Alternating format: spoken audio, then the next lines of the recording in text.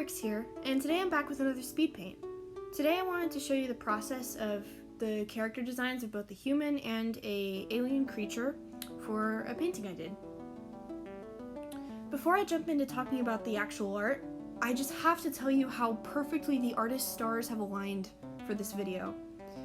I'm in art class this year, and for one of my assignments I had to make an artist team full of artists that have inspired me. I chose Lavendertowne as one of them. I've been watching her since she started uploading videos, and she inspired me to be able to draw and to want to post my videos on the internet at all. And I had this assignment where I had to pick an essential question and do a piece based on one of the artists in my artist team. So I decided to try her style of shape-based character design that she talks about a lot in videos. So I'd already decided I was going to do this project for my art class when Lavendertowne uploads a new video announcing that she is going to be the judge of an art contest, which my already pre-existing idea to do a space character works great for because the theme is cutest character in the galaxy. You can't make this stuff up. And now I'm also making a video for it, so this is the most perfect set of circumstances I could ever hope for when it comes to getting art done.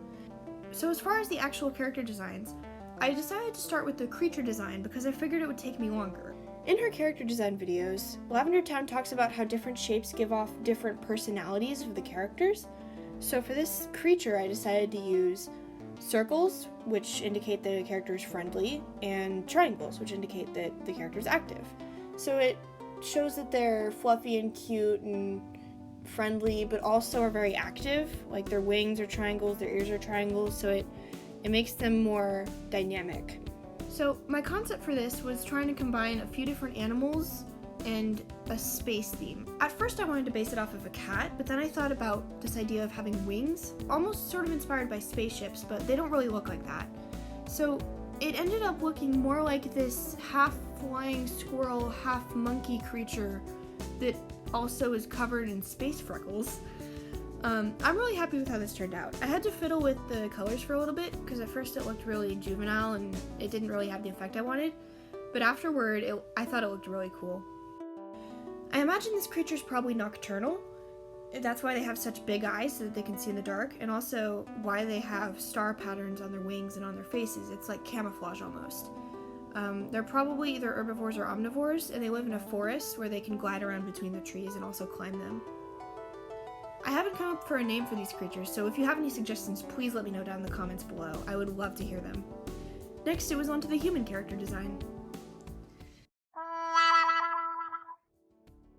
Okay, so you know how I said this would probably be the easiest out of the two? I was so very wrong. My first attempt at the human character design ended up looking like a 4-year-old dressed up as an astronaut rather than an actual astronaut. The colors were all wonky, it looked like she was wearing overalls for some reason, and her proportions were completely off. She just looked like a little kid, and it didn't really have the effect I wanted. I was hesitant to even put this version of the design in the video. I was really embarrassed about it, it didn't work out, and normally this is just the sort of thing I would just delete and move on. However, I thought this would be a good opportunity to talk about how art doesn't always go the way it's planned. It's so easy to watch artists that we look up to, like Lavendertowne, and just see them do these quick speed paints and they're over in like 6 minutes, and they don't seem to make any mistakes, and they make amazing art and post it all the time on Instagram. But what you don't see is all the scrap designs, all the horrible sketches, all the messed up parts that they just cut out or are so sped up you don't even see them. So it's so easy as a growing artist to just feel like you're not good enough because you aren't perfect the first time. I used to feel like this all the time, and do not feel that way.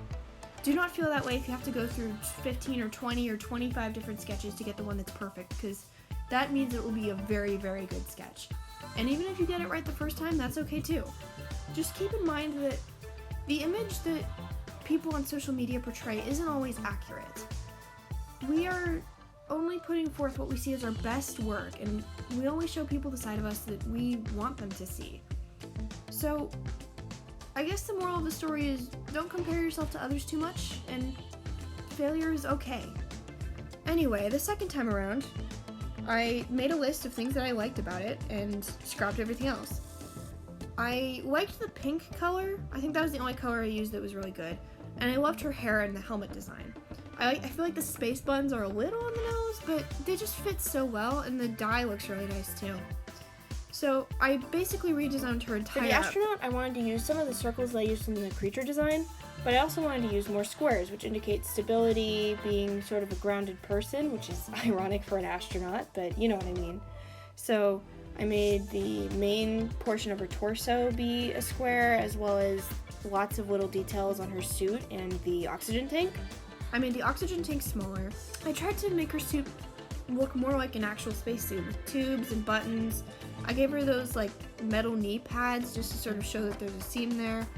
And I tried to keep the colors more neutral this time, so there's a lot more grays and whites and blacks with just a few pops of the navy and the blue.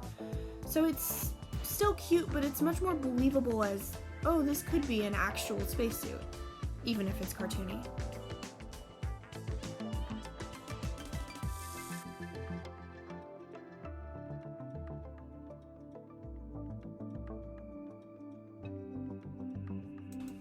With both of those character designs done, it was time to move on to the final piece. I spent some time doing some thumbnails to try and figure out how exactly I wanted the pose and the background to look. For this piece, I decided to do a really painted out background.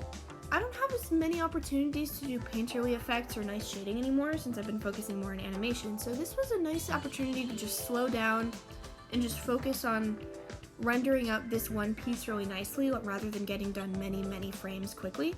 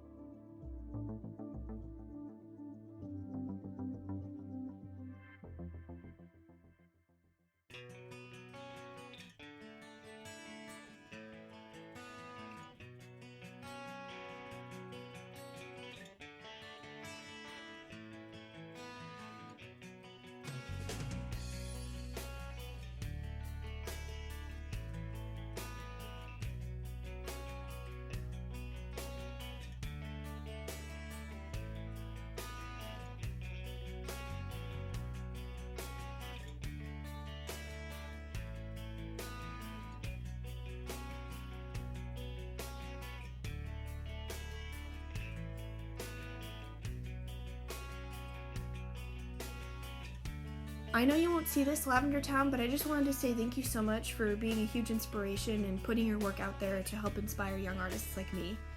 I wouldn't be where I was today if I hadn't found your channel. Anyways, that's all for today's video. If you enjoyed, please like and subscribe, and maybe even share this video with a friend.